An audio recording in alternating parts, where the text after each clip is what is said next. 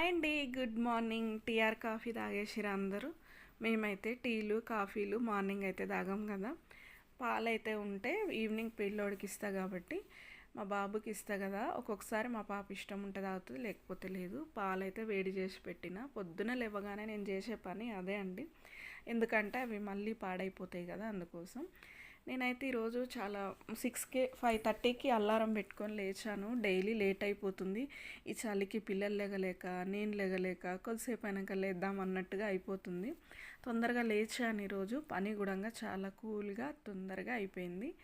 ఆలు కుర్మ చేశాను, బ్రేక్ఫాస్ట్కి దోశ చేశాను అండ్ పల్లి పచ్చడి చేశాను, వంకాయ కర్రీ అండ్ రైస్ చేశాను.